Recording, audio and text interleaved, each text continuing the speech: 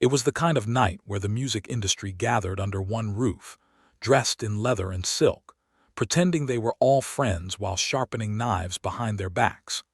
The year was 1986, and the annual awards gala in Los Angeles had drawn every major name in rock and roll to a single ballroom dripping with expensive champagne and cheap egos. Stevie Ray Vaughn had just delivered a performance that left the audience breathless, his Fender Stratocaster weeping and howling through a rendition so raw that even the most jaded record executives had stopped their conversations to listen. But as the last note faded and the applause began to rise, David Lee Roth, freshly departed from Van Halen and riding on the unstable confidence of a solo career that critics were already calling a disaster, stepped onto the stage with a microphone in his hand and a smirk that would cost him more than he could ever imagine. What Roth said next about Stevie Ray Vaughan's playing would ignite a firestorm that spread through the entire venue in seconds, but it was the man standing in the shadows of the backstage area, a bottle of Jack Daniels in one hand and a Marlboro burning between his lips, who would deliver a response so devastating that David Lee Roth would never publicly speak about that evening again. Lemmy Kilmister had not planned to become anyone's defender that night, but what he witnessed on that stage triggered something deep inside the man who had survived Hawkwind's betrayal, Canadian jail cells, and decades of substances that should have killed him 10 times over. And when Lemmy Kilmister decided to act, the entire trajectory of that evening changed in ways that nobody in that room could have predicted. If you are enjoying this story, make sure to subscribe to the channel and hit that notification bell so you never miss another video like this one. To understand why Lemmy Kilmister was willing to put his own reputation on the line for Stevie Ray Vaughan, you first have to understand what kind of musician Stevie really was. Stevie Ray Vaughan had not arrived in the music world through connections or lucky breaks. He had clawed his way out of the Dallas blues scene with nothing but a battered Stratocaster and fingers that bled so often from the heavy gauge strings he used that he would superglue the skin back together just to keep playing. By 1986, Stevie had released 3 studio albums that fundamentally changed the way the world thought about blues guitar, and his live performances were spoken about in the same reverent tones that people once reserved for Jimi Hendrix and Albert King. But behind the brilliance and the standing ovations, Stevie Ray Vaughan was fighting a war that most people in that ballroom knew nothing about. His cocaine and alcohol addiction had nearly killed him during a European tour, and by 1986, he was in the fragile early stages of recovery, trying to rebuild himself one day at a time while the entire music industry watched and waited to see if he would make it or fall apart. Stevie was vulnerable in a way that his guitar playing never revealed, and that vulnerability was precisely what made David Lee Roth's actions that night so unforgivable. David Lee Roth in 1986 was a man in crisis, even if he refused to admit it.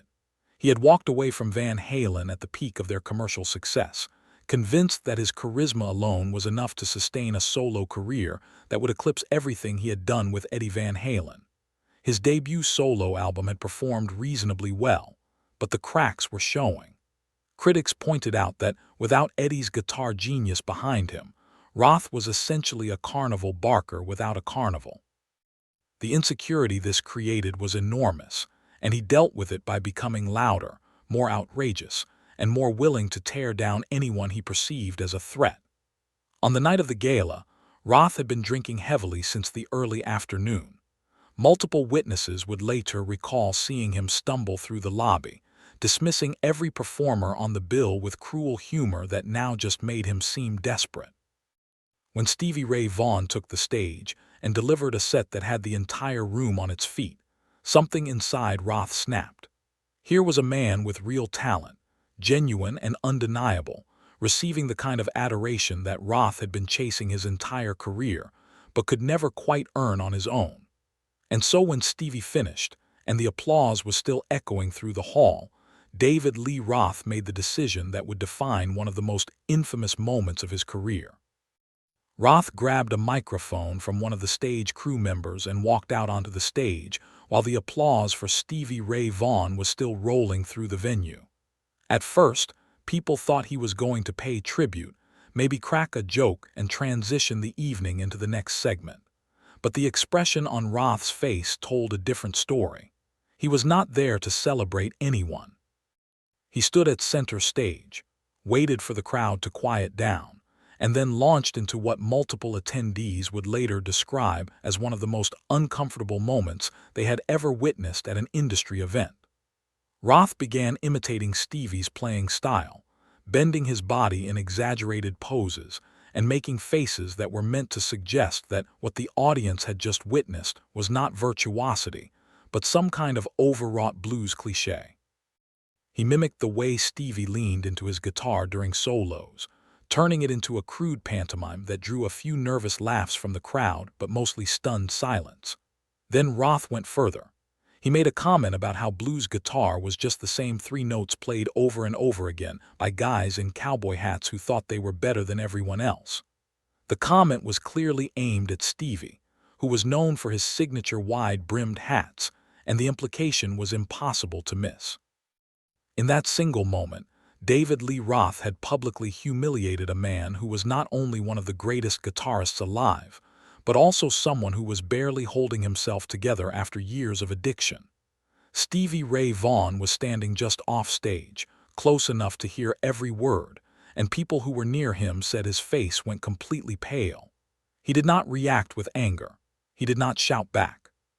He simply stood there, looking like a man who had just been punched in the stomach, and that image of Stevie standing frozen while Roth laughed at his own jokes was the exact moment that Lemmy Kilmister decided he had seen enough. Lemmy Kilmister had been watching the entire scene unfold from a corner of the backstage area, leaning against a wall with his arms crossed and his jaw tightening with every word that came out of Roth's mouth. To understand why Lemmy took what Roth was doing so personally, you have to understand the code that Lemmy lived by. A code that was as rigid and unbreakable as anything in the military, even though Lemmy himself would have laughed at the comparison. In Lemmy's world, you did not mock another musician's craft. You could fight a man, you could drink him under the table, you could steal his girlfriend and not lose a minute of sleep over it, but you did not stand on a stage and ridicule the thing that made him who he was. Music was sacred to Lemmy in a way that very few other things in his life ever were. He had built Motorhead on the principle that rock and roll was the one honest thing left in a dishonest world, and anyone who used a stage to humiliate another artist was committing what Lemmy considered to be the worst possible offense. But there was something else driving Lemmy that night, something more personal than his code of honor. Lemmy had experienced his own version of public betrayal back in 1975, when Hawkwind fired him after the Canadian border arrest, tossing him out of the band he had given years of his life, to over a drug charge that was based on a misunderstanding between amphetamines and cocaine. Lemmy knew what it felt like to be cast aside by people you thought were your allies, and he recognized the same look on Stevie Ray Vaughan's face that he had seen in his own mirror decades earlier. That look of confusion mixed with hurt, the expression of a man who cannot understand why someone would choose cruelty when kindness costs nothing. Lemmy had spent the years since Hawkwind's betrayal transforming his pain into music and building Motorhead into one of the loudest and most feared bands on the planet. But the wound of that betrayal never fully healed, and seeing Stevie standing there in silence brought it all rushing back. What happened next became one of the most talked about backstage stories in rock and roll history, though the details were kept quiet for years, because nobody involved wanted the attention that would come with making it public. Lemmy pushed himself off the wall, took one final drag of his Marlboro, crushed it under his boot, and walked straight toward the stage entrance. People who were standing in his path moved aside instinctively, because there was something in Lemmy's stride that made it very clear he was not looking for a conversation. He walked onto the stage with the kind of calm, deliberate energy that made him far more intimidating than any man who was shouting or throwing punches. Roth was still at center stage, still performing his mockery to a crowd that had grown increasingly uncomfortable, when he noticed Lemmy approaching from the wings. Roth's smile faltered for just a fraction of a second, but he tried to recover by turning toward Lemmy and making a welcoming gesture, as if Lemmy was joining him in the joke. That was Roth's mistake. Lemmy did not stop walking until he was standing directly in front of David Lee Roth, close enough that the two men were almost chest to chest, and the entire ballroom went dead silent. Not the polite silence of an audience waiting for the next act, but the thick, electric silence that fills a room when everyone present knows they are about to witness something they will never forget. Lemmy looked Roth directly in the eyes for what witnesses described as an impossibly long 5 or 6 seconds, and then in a voice that was low enough that only the front rows and the stage microphones could pick it up, Lemmy told Roth that the man he had just mocked could play more music in a single note than Roth had managed in his entire career, and that if Roth had any sense left in his bleached blonde head, he would walk off the stage right now before Lemmy gave the audience something truly entertaining to watch. The delivery was so calm, so measured, and so loaded with genuine menace that David Lee Roth, a man who had built his entire persona on never being intimidated by anyone, actually took a step backward. The seconds that followed Lemmy's words were among the most tense that anyone in that ballroom had ever experienced. Roth stood there with his microphone hanging at his side, his mouth slightly open, and for the first time in perhaps his entire public life, he had absolutely nothing to say. The crowd was frozen. Camera flashes had stopped. Lemmy did not move. He stood exactly where he was, his eyes locked on Roth's face with the kind of patient, unflinching stare that suggested he was perfectly willing to stand there all night if that was what it took. There was no bluff in Lemmy Kilmister. This was a man who had survived decades of amphetamine use, a man whose blood was reportedly so toxic that doctors warned against attempting to clean it, a man who had been thrown in a Canadian jail cell and responded by creating the loudest band in the history of heavy metal. David Lee Roth, for all his bravado, was not in the same league when it came to genuine toughness, and in that moment, standing face to face with Lemmy under the spotlight, that difference was visible to every single person in the room. Roth attempted one final recovery. He let out a short laugh, waved his hand dismissively, and muttered something nobody could hear before turning and walking off the stage. But the way he walked told the real story. His shoulders were hunched, his swagger completely absent, and he disappeared backstage without making eye contact with anyone. Multiple people present that night would later say that Roth left the venue within 15 minutes and did not attend another major industry event for months. After Roth's departure from the stage, Lemmy turned to look off stage where Stevie Ray Vaughn was still standing. What passed between them in that moment was something that neither man ever described in great detail, but people who were close enough to see it said that Lemmy gave Stevie a short, almost imperceptible nod, the kind of acknowledgement that said everything without saying anything at all. Stevie nodded back, and that was it. No dramatic embrace, no long speeches about brotherhood or solidarity. Just two musicians recognizing each other across the divide that separated their very different worlds. But the impact of that night on Stevie Ray Vaughn was profound and lasting. In the months that followed, multiple people close to Stevie reported that he spoke about Lemmy with a reverence that he rarely extended to anyone outside the blues world. Stevie had grown up worshiping Albert King and Jimi Hendrix, guitarists who belonged to his own tradition, and he had never been particularly close to the heavy metal scene that Lemmy represented. But what Lemmy did that night transcended genre and style. It was an act of pure human decency, one musician standing up for another not because they shared a fan base or a record label, but because it was the right thing to do. Stevie understood that Lemmy had put his own reputation on the line by confronting Roth so publicly. And that understanding created a bond between them that would last for the remaining years of Stevie's tragically short life.